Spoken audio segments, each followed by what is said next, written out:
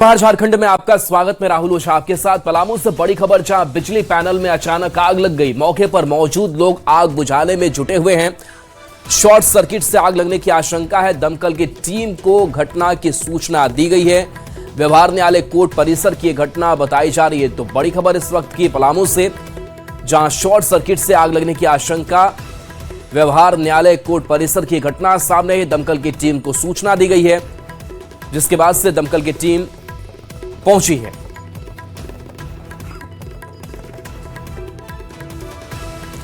चाईबासा में पिछले 5 दिन से एक दंतैल हाथी का उत्पात जारी है। हाथी ने चाईबासा समेत पूरे कोल्हान में कहर बरपाया हुआ है। हाथियों के डर से लोग रात जग्गा करने को मजबूर हैं। 5 दिन में हाथी कुल 9 लोगों की जान ले चुका है। कैसे इस हाथी ने 5 दिन में पूरे गांव की हंसी खुशी छीन ली है, इस खास रिपोर्ट में देखिए। एक दंतैल हाथी का उत्पात, 9 लोग को उतारा मौत के घाट। सबके मन में एक ही सवाल, कब थमेगा हाथी का बवाल।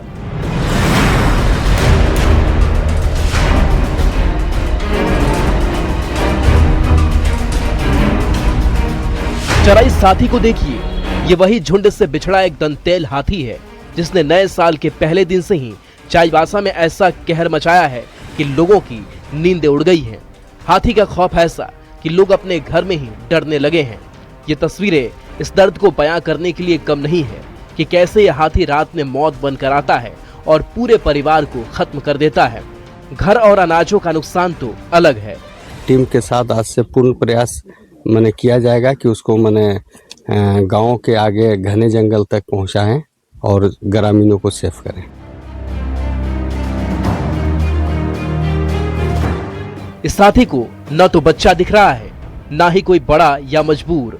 ये बस मचा रहा है तो उत्पात।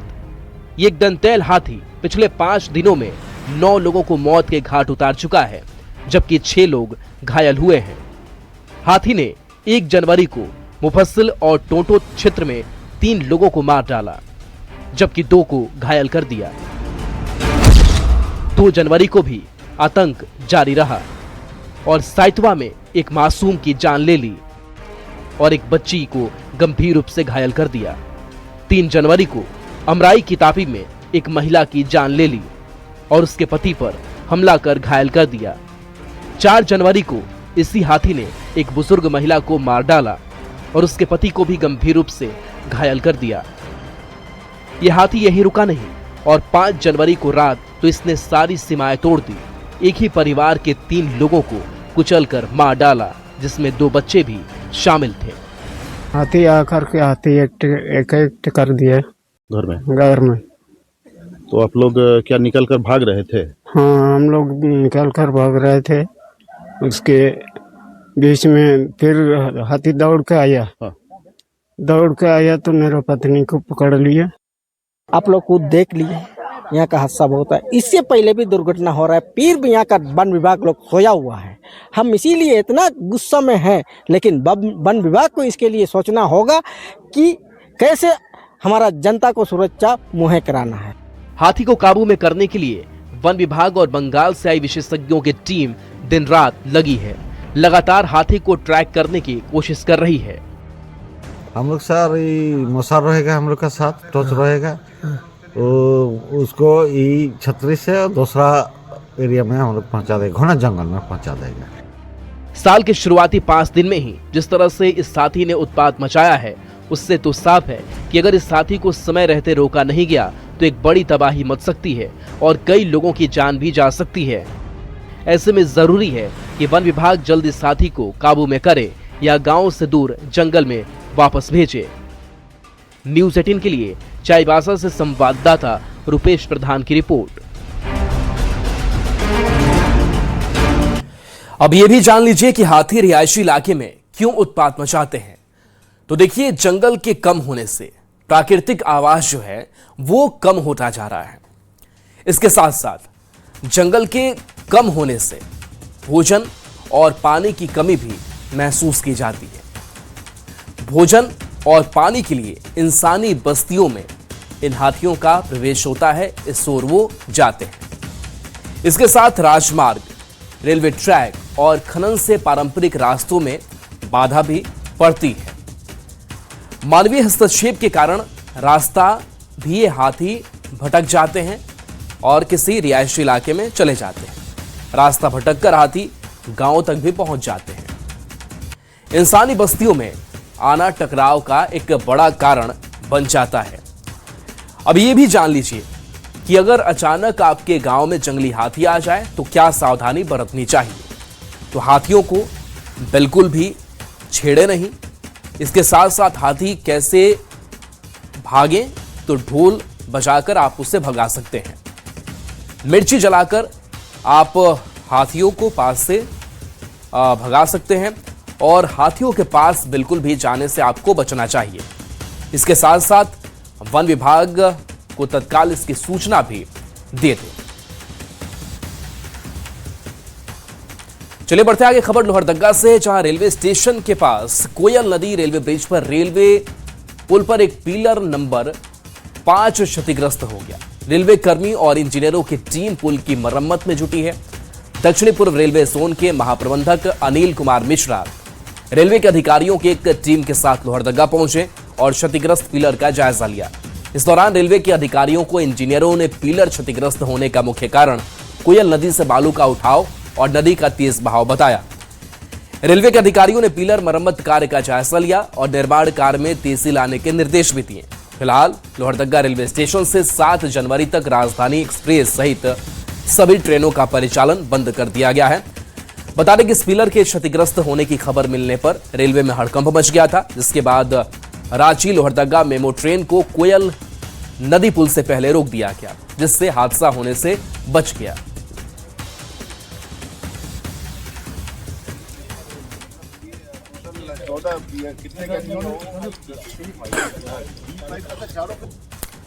तो ये तस्वीर आपको दिखा रहे हैं जहां कोयल नदी रेल पुल के पिलर में दरार आई है और इस वजह से रेलवे जोन के प्रबंधक भी मौके पर पहुंचे थे, जिसकी तस्वीर आप देख रहे हैं। जायजा लिया गया। इसके साथ साथ इंजीनियरों को भी जल्द मरम्मती के निर्देश दिए गए हैं।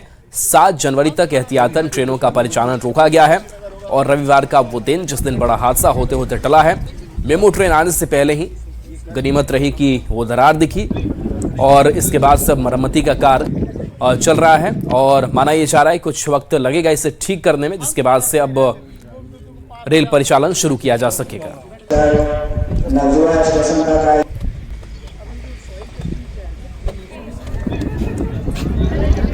इन्वेस्टिगेशन से मेन रीजन जो लग रहा है कि यहाँ पे जो इस नदी के आसपास जो सैंड थे उसका एक्सटर्नल फैक्टर द्वारा एक्सकेवेशन करने के वजह से ये फाउंडेशन एक्सपोज हो गया और रिवर के बहाव की वजह से इसके फाउंडेशन के नीचे से सॉइल इरोजन हुआ, जिसके वजह से ये पियर टिल्ट हुआ। तो इसका हम लोगों ने ऑलरेडी रिस्टोरेशन मेजर प्लान किया है और जो 5वां पियर है इसके चारों तरफ हम लोग फाइल फाउंडेशन करेंगे। राजधानी रांची की सड़कों पर अतिक्रमण के खिलाफ अब लगातार अभियान जारी है। आज सुबह रांची नगर निगम टीम की ने सुखदेव नगर थाना के बाहर सड़क किनारे से सब्जी दुकानदारों को एक बार फिर से हटाने का काम किया। सब्जी दुकानदारों का आरोप है कि नगर निगम की टीम उनके सभी सामानों के साथ सब्जी भी उठाकर ले गई है। बता दें पहले भी सब्जी दुकानदारों को सड़क किनारे से हटाया गया था, लेकिन फिर सड़क पर वापस बैठ जाने से ये कार्रवाई दोबारा की गई।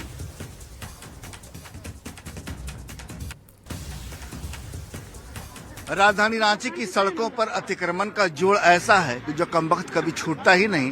तमाम जगहों पर जहां भी सड़क पर भीड़ भाड़ है, झारखंड हाईकोर्ट के आदेश के बाद वहां अतिक्रमण हटाने की तैयारी चल रही है। हम इस समय राजधानी रांची के सुखदेव नगर में हैं, जहां सब्जी की दुकान लगती थी, लेकिन नगर निगम की टीम ने भी कार्रवाई की है और तमाम सामानों को हटाया है। यहाँ पर जितने भी देख रहे हैं सब्जी के दुकानदार हैं, लोगों में नाराजगी है। हम लोग को दुकान लगाने नहीं दिया जा रहा है, हम लोग को जगह का व्यवस्था नहीं किया जा रहा है। जब भी अब किसी को उजाड़े हैं तो बसाने का जगह तो देंगे ना। हम लोग रोड छाप आदमी हैं तो रोड के लिए कहीं तो व्यवस्था कराया जाए ना। डीसी साहब हम लोग को पूरा दुकान से लेके घर तक सबको उजाड़ दिया गया है, तो हम लोग से यही उनसे विनती है कि हम लोग को जगह दिया जाए। बार बार परेशानी कर रहा है, बार बार दुकान में महसूस भी दे रहा है, अगला को टेंडर दे ही नहीं रहा है। दुकान लगाने के लिए सामान जितना है सब उठा के दे जा रहा है। गरीब आदमी कहाँ जाएगा है? गरीब आदमी पैसा जब दे रहा है तो को देना चाहिए ना जगह कि यहाँ कमाने खाने का हम लोग का जगह है। तो हम लोग को पीछे भी जगह गया तो पीछे भी जगह था, उसमें भी सारा सामान उठा कर दे दिया।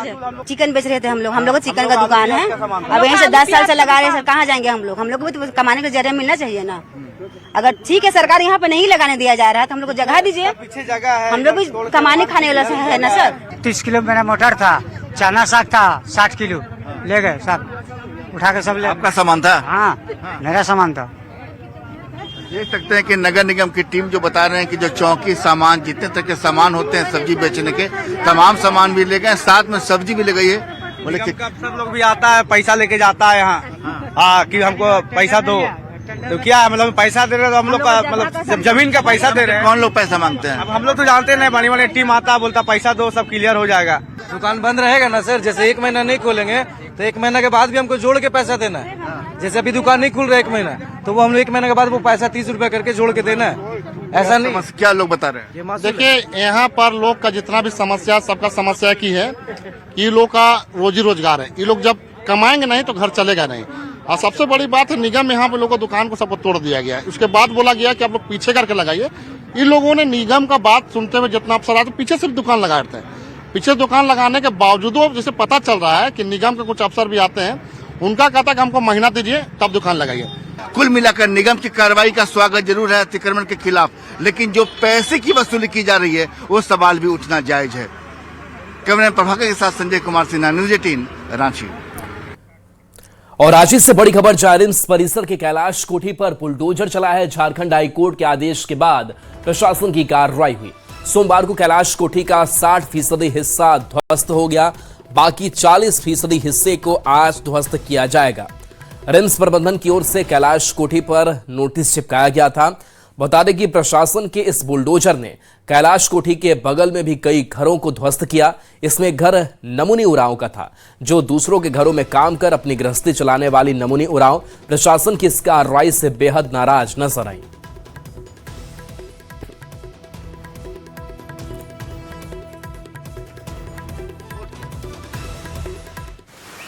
झारखंड हाईकोर्ट के आदेश के बाद रिम्स परिसर में जितने भी अतिक्रमण हैं, तमाम अतिक्रमण पर प्रशासन का बुलडोजर लगातार चल रहा है। और सोमवार को भी हम इस समय राजधानी रांची के जो कैलाश कोठी है वहां पर मौजूद है, जो कि रिम्स परिसर के अंदर में ही है। और देख सकते हैं कि यहां पर कैलाश कोठी पर कल प्रशासन का बुलडोजर चला है और जो कैलाश कोठी है इसका 60% हिस्सा जो है उसे अब अतिक्रमण मुक्त करा लिया गया है। बाकी 40% हिस्सा जो है वो आपको आज मंगलवार को जो कहा जा रहा है कि आज यहाँ कार्रवाई की जाएगी।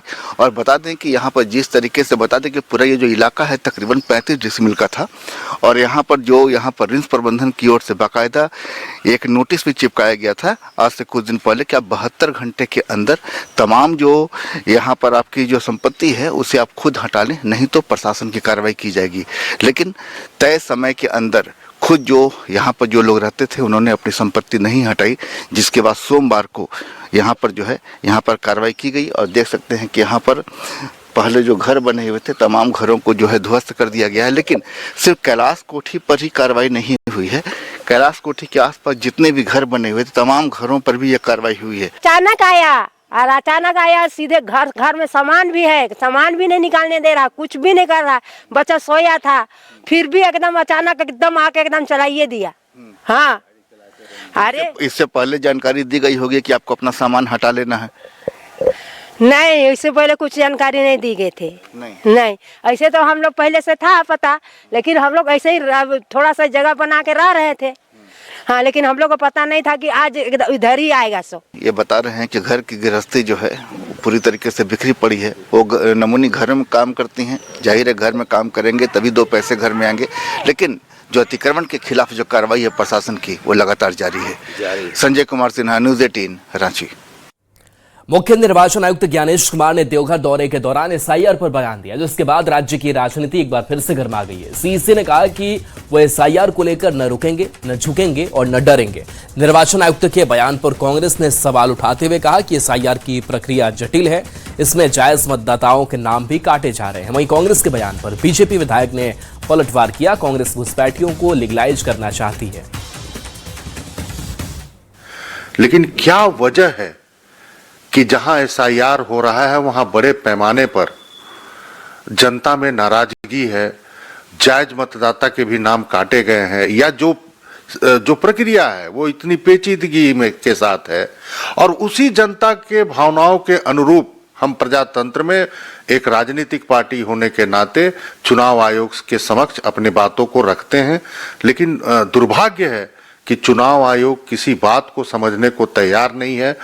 ये चाहे इंडी गठबंधन के, चाहे कांग्रेस हो, JMM हो, राजद हो, सपा हो, जो भी हो, ये चाहते हैं कि घुसपैठियों को यहाँ पर लीगलाइज करें, उनको मतदाता सूची में शामिल करें, शामिल जो हैं उनको संरक्षित करें। तो वैसी स्थिति में कोई भी इलीगल व्यक्ति, अपात्र व्यक्ति मतदाता सूची में न रहे, ये देखना चुनाव आयोग का काम है। तो चुनाव आयोग SIR के माध्यम से अपने कर्तव्य का निर्वहन ईमानदारी पूर्वक कर रही है। झारखंड में नगर निकाय चुनाव का इंतजार अब जल्द खत्म हो सकता है। किसी भी वक्त तारीखों का ऐलान संभव है, लेकिन इससे पहले ही चुनावी सियासत तेज हो गई है। नगर निकाय चुनाव को लेकर उद्योग मंत्री ने EVM पर सवाल खड़ा किया। उन्होंने कहा कि झारखंड की जनता का EVM से भरोसा उठ गया है, इसलिए नगर निकाय ही नहीं बल्कि सांसद और विधायक का चुनाव भी बैलेट पेपर से होना चाहिए। गठबंधन अगर साफ सुथरा छवि या जो आरोप लग रहा है उसको अगर पारदर्शिता दिखाना चाहता है तो निश्चित रूप से बैलेट पेपर से चुनाव कराना चाहिए। हम लोग चुनाव के लिए हमेशा तैयार रहते हैं और आगे भी तैयारी हम लोगों का चल रहा है, और जहां जिस तरह की समस्या आएगा, जो चीजें आएगा, उसको हम लोग मुकाबला करेंगे। मनरेगा का नाम बदलने के बाद से कांग्रेस लगातार इसका विरोध कर रही है। कांग्रेस के प्रभारी के राजू ने कहा कि मनरेगा का मूल था कि पंचायत का विकास पंचायत के लोगों के हाथों से हो, लेकिन केंद्र सरकार ने अब मनरेगा की मूल आत्मा को ही नष्ट कर दिया है। उम्मीद करते हैं कि जिस तरह से हमारी सरकार आई थी, मनरेगा को लागू किया गया था, ठीक उसी प्रकार अगर हम दोबारा सत्ता में आते हैं तो फिर मनरेगा इस तरह से पुनर्जीवित करेंगे। एक षड्यंत्र से ये कहेगा हम 125 डेज इंक्रीज किया, ये पूरा गलत बात है। हम पूरा देश के सामने हम डाटा के साथ हम कहेंगे ये झूठ बात है। जब गवर्नमेंट ऑफ इंडिया बजट में हमको बताएंगे कितना पैसा ये बीबी ग्राम जी एक्ट को दिया गया, उससे हम बताएंगे कितना दिन ये प्लान किया। ये 125 डेज के नहीं है, ये 50 डेज के कम उनका सोच है। ये केवल लोगों को भ्रम करने के लिए ये बात कर रहे। राज्य में पेसा नियमावली की अधिसूचना जारी होने के बाद से ही सियासत गरमाई हुई है। बीजेपी ने पेसा नियमावली की मूल भावना खत्म करने का आरोप लगाया, तो वहीं कांग्रेस ने पलटवार किया। बीजेपी ने पेसा पर 20 साल तक चुप्पी साधे रखी और अब हेमंत सरकार ने इसे लाया है तो नियमावली को निशाना बनाया जा रहा है।